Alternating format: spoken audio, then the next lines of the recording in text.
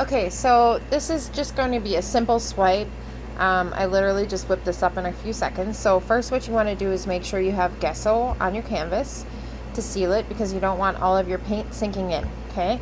Then I chose a black a black base this time. Usually I do white, but I wanted to try something different today to show you guys.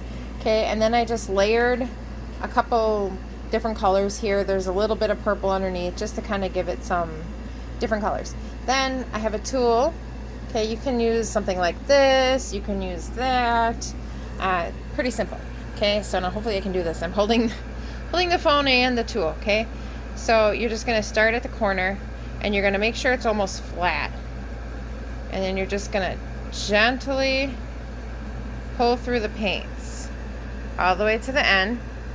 And when you get to the end, don't scrape the edge too much or you'll get a white spot. So that's kind of what you end up with. So here, keep going here. And when you go over the part that doesn't have the paint, it's going to have a different hue to it unless you bring more of the paint along. Okay, so that time I pushed a little harder, so I got a little more of the paint to the side. Okay, but it's kind of cool because it does like a weird transition. And I mean, this is like a speedy swipe. I'm just trying to do this to show you what to do. So it's not great. It's not perfect. Okay, and then you can go back through. Here, I'm going to spin this. And then I'm going to go back through. And I'm going to carefully eliminate some on the other side. Because the other side is going to be the thickest because that's where you had the paint.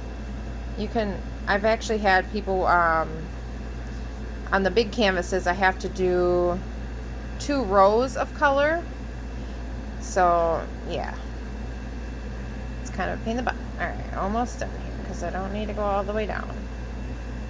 Alright, so now you have these little spots, right? They happen. Sometimes the tool just doesn't happen. My best advice is to blend it a little with your finger. Just kind of blend it because you're going to pick the picture up and tilt it a little bit anyway.